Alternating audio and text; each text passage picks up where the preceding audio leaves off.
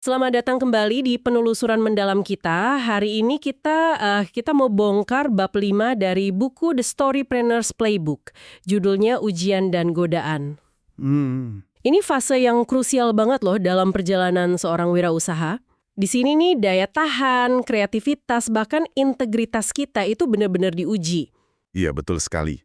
Bab ini tuh kayak ngasih gambaran fase yang, ya ampun, penuh ketidakpastian, penuh tekanan. Bukan cuma soal strategi bisnisnya aja, tapi lebih ke, gimana ya, ini momen pembentukan karakter sebetulnya. Maksudnya gimana tuh? Ya, gimana seseorang itu ngerespon kesulitan.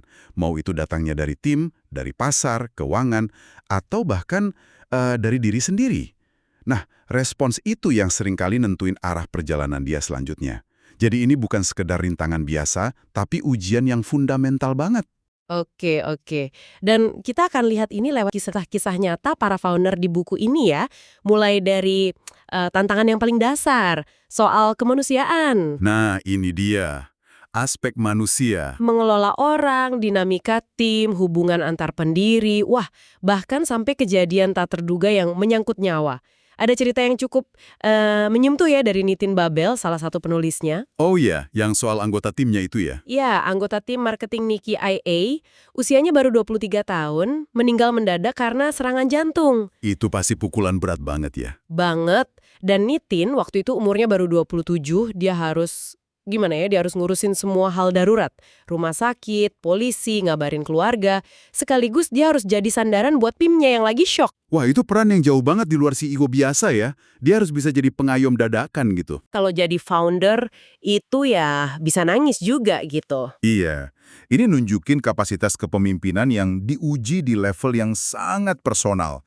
Bukan cuma soal empati, tapi gimana krisis itu maksa kita switch peran dengan cepat. Pengalaman kayak gitu pasti memperkuat pentingnya membangun, culture of care kali ya, budaya saling peduli di perusahaan. Setuju banget. Nah, selain tragedi nih, tantangan manusiawi lain itu kan soal nemuin orang yang tepat. Ah iya, rekrutmen. Kadang solusinya nggak datang dari yang CV-nya paling keren loh. Kayak cerita Mayang Jane dari Zoom Earth. Oh, yang soal logistik jamur di Bihar itu ya?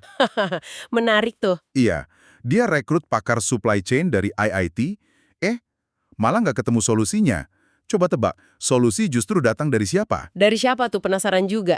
Dari seorang kondektur bus lokal. Namanya Abhishek. Serius? Kok bisa? Dia paham banget jaringan transportasi informal di sana, jadi dia rancang sistem pengumpulan jamur yang efisien, nebeng rute bus yang udah ada. Genius kan? Wah, gokil sih. Ini benar-benar contoh nyata, you don't need an IITian to solve every problem. Dan juga nunjukin kalau potential hides in unusual corners. Potensi itu bisa nyempil di mana aja. Iya banget. Ini kayak ngingetin kita buat nggak cuma lihat gelar atau latar belakang formal aja. Fokusnya ke red fit, cocok nggak sama kebutuhan di lapangan. Punya nggak pola pikir buat mecahin masalah secara kreatif. Si Abhishek ini punya kecerdasan kontekstual yang mungkin si pakar lulusan IIT tadi nggak punya. Bener. Dan kadang potensi itu nggak cuma dicari, tapi perlu diciptakan atau dikasih ruang buat tumbuh. Kayak cerita dari Devashish Chakravarti. Oh iya, yang mantan mayor Angkatan Darat itu kan?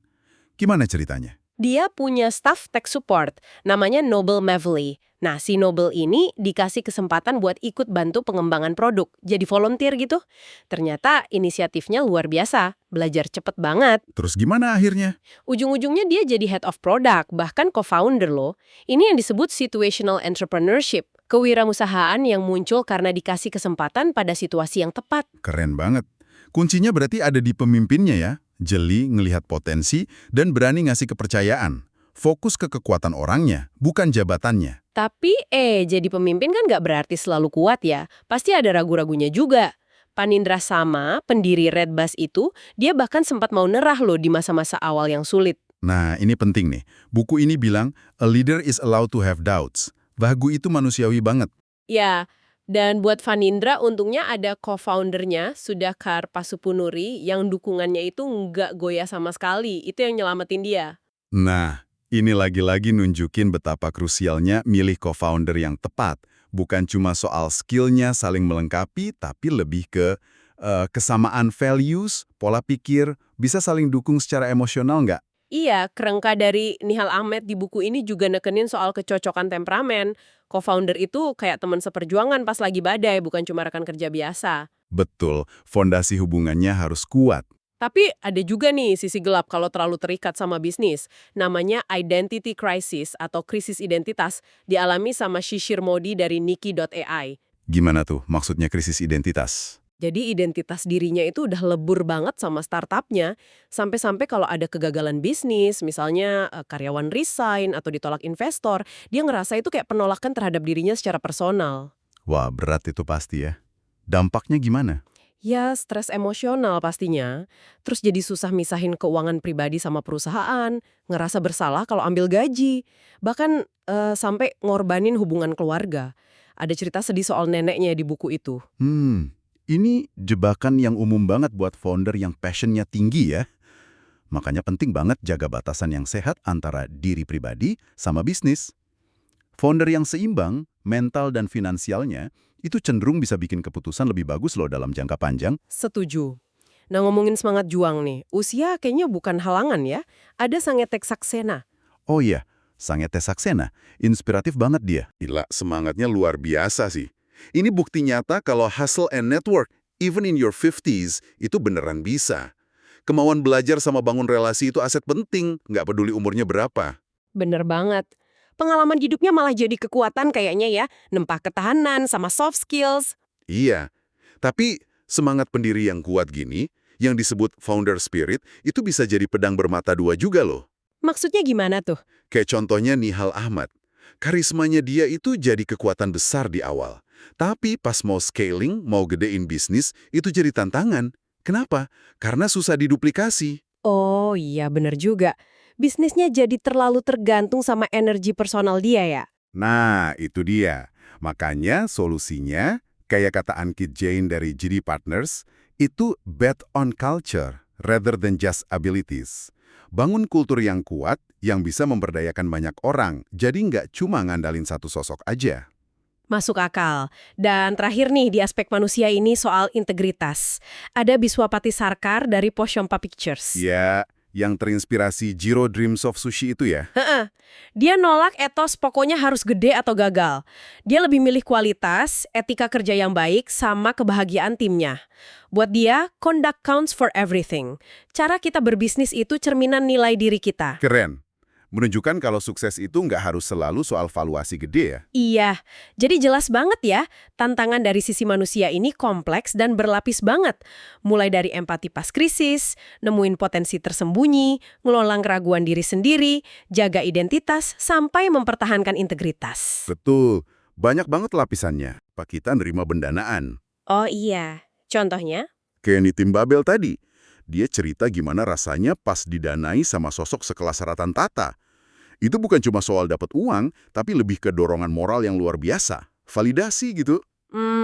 Jadi kayak bahan bakar emosional tambahan ya, buat ngelawan imposter syndrome mungkin. Bisa jadi, makanya di buku dibilang who you take funding from matters. Sumber pendanaan itu penting. Tapi kan pendanaan gede juga nggak jamin semuanya lancar ya. Ada Alicia Souza, dia ilustrator. Oh iya, Alicia Souza. Dia cerita gimana susahnya bangun bisnis kreatif dari nol kan. Iya, dia harus ngadepin klien yang nggak ngehargain karya, kondisi finansialnya juga berat banget di awal. Dia sadar kalau creativity does not pay the electricity bill. Kreativitas aja nggak cukup buat bayar tagihan. Bener banget. Itu dilema klasik wirausaha kreatif. Gimana caranya nyimbangin passion berkarya sama realita bisnis yang pragmatis. Seringkali jadi orang yang bisa diandelin, dependable, buat klien itu malah lebih penting daripada sekedar jadi yang terbaik secara teknis, buat bangun fondasi finansial dulu. Masuk akal sih. Terus kalau udah dapet dana, ngelolanya juga tantangan kan? Mehul Jain dari Yogami.fit, dia ini jenius loh, ranking 5 EITJ. Wow, terus gimana dia ngelola keuangan? Dia belajar pentingnya fail fast, gagal cepet, terutama buat anggaran pemasaran. Jadi dia nggak langsung jor-joran. Dia lakuin eksperimen-eksperimen kecil, terus biayanya rendah, buat nyari cara akuisisi pelanggan yang paling efisien, biar modalnya nggak keburu habis. Pendekatan yang cerdas banget itu. Gagal cepat di sini kan bukan berarti nyerah ya, tapi bagian dari proses iterasi. Belajar secepat mungkin, adaptasi secepat mungkin, dengan sumber daya yang ada, buat nemuin model bisnis yang sustainable. Nah, kalau Sanggita Saksena tadi, dia malah nunjukin gimana cara bertahan pas pendapatan belum ada sama sekali. Setahun loh Ado itu belum ngasilin duit. Serius? Terus gimana caranya stay afloat? Bertahan hidup gimana? Dia ngandelin tabungan pribadi, terus gigih banget bangun konten berkualitas, nyari kemitraan sama media lain, sampai akhirnya dapat klien iklan gede pertama. Dia juga pinter banget bangun hubungan baik kayak sama Nasser University of Law itu. Wah, salut sih sama kegigihannya. Ini menunjukin kalau kejelian finansial sama kegigihan bangun revenue stream itu bisa dipelajari siapapun. Kuncinya fokus ke cash flow positif dan nyari berbagai sumber pendapatan. Tapi kadang pilihannya itu bukan cuma soal duit ya. Ada juga soal panggilan jiwa. Kayak Samars Mahajan, dia filmmaker. Oh iya, dia sempat coba jalur lain kan ya? Iya, yang lebih aman secara finansial. Tapi akhirnya dia balik lagi ke film meskipun tahu resikonya lebih gede. Dia milih buat be true to yourself, setia sama panggilan hatinya. Keputusan yang berani. Ini nunjukin kalau motivasi wirausaha itu macam-macam ya. Nggak semua ngejar untung finansial doang. Ada pencarian makna yang lebih dalam. Dan ada juga nih jalan kepuasan atau contentment. Fanindra sama lagi nih. Dia ngambil langkah yang jarang banget, jual Redbus pas lagi untung-untungnya. Wah, itu keputusan besar banget pasti. Kenapa dia lakuin itu? Dia milih contentment is the path to bliss. Dia ngerasa udah cukup, pengen punya waktu lebih berkualitas sama keluarga, pengen eksplorasi diri lagi, dia kuliah lagi, aktif di filantropi. Ini benar-benar nantang narasi umum di dunia startup ya. Yang biasanya kan, wah harus tumbuh terus, valuasi harus naik terus. Kisah Panindra ini nunjukin kalau sukses itu definisinya personal banget. Bisa beda-beda buat tiap orang. Betul. Nah, dari urusan manusia dan uang, kita geser lagi nih ke area yang nggak kalah bikin deg-degan. Ngelola risiko. Iya, risiko ini udah kayak teman sehari-hari ya buat wirausaha. Datangnya bisa macam-macam, kadang nggak kepikiran sama sekali. Kayak yang dialami Mayang Jane, dia harus expect the unexpected. Bayangin, proyek pertaniannya di Gaya itu ancur kena banjir bandang pas tahun pertama. Astaga, itu ujian ketahanan yang ekstrim banget sih. Gimana caranya bangkit dari situ coba? Itu dia, kemampuan buat bangkit lagi, resiliensi setelah kena bencana atau kegagalan tak terduga gitu, itu jadi penentu utama keberlangsungan startup. Gampang diomongin, tapi pasti jalanin pasti berat banget. Banget. Contoh lain yang perjalanannya penuh risiko itu Dharamveer atau Divi dari Zostel. Oh iya, Zostel dan Zorooms ya, itu kan naik turunnya gila banget. Iya kan? Sukses awal sama Zostel, terus ekspansi gede-gedean ke Zorooms, dapat pendanaan jutaan dolar. Tapi terus persaingannya brutal banget. Ada tawaran merger yang malah gagal, akhirnya harus nutup Zorooms. Kayak roller coaster beneran. Pelajaran apa yang bisa diambil dari situ? Banyak banget. Komitmen harus penuh, all in. Terus, harus bisa refleksi objektif pasca gagal, jangan denial. Dia juga berani ngubah lingkungan pas lagi buntu. Dia sampai ke Silicon Valley, ke Burning Man buat nyari perspektif baru. Wow. Dan akhirnya, dia balik lagi ke fokus awal, Zostel, tapi dengan strategi baru. Ada transformasi pola pikir yang dalam banget di situ. Kemenangan itu emang harus diraih berkali-kali. Victory must be earned over and over again. Nggak ada yang instan ya. Nah, resiko lain yang kadang dianggap sepele tapi bahaya banget. Burnout. Kelelahan ekstrim. Ini. Sering banget kejadian tapi jarang dibahas serius. Nihal Ahmed ngalamin ini. Gara-gara ngerasa harus ngerjain banyak hal sekaligus, traveling terus, akhirnya dia capek banget.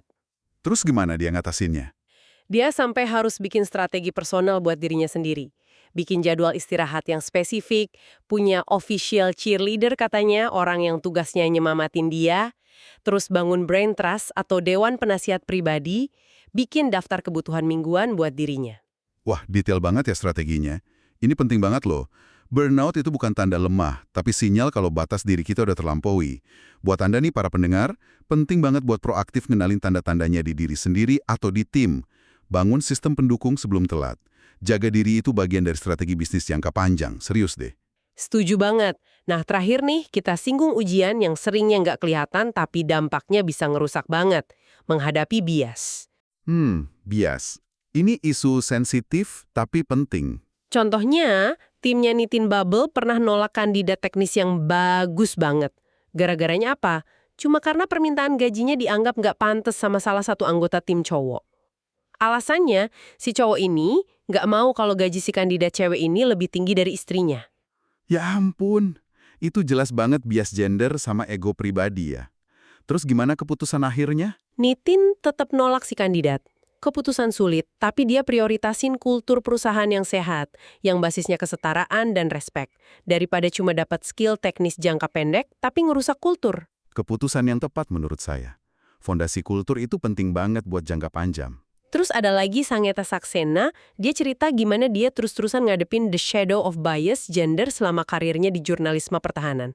Oh iya, bentuknya gimana biasnya? Macem-macem, mulai dari diskriminasi yang halus-halus sampai penolakan terang-terangan. Itu yang bikin dia harus kerja ekstra keras buat buktiin kemampuannya dibanding rekan-rekan prianya. Pengalaman kayak gitu, terus juga fenomena imposter syndrome yang katanya sering dialami wirausaha perempuan di buku ini, itu menunjukin kalau tantangan sistemik itu nyata adanya. Bener.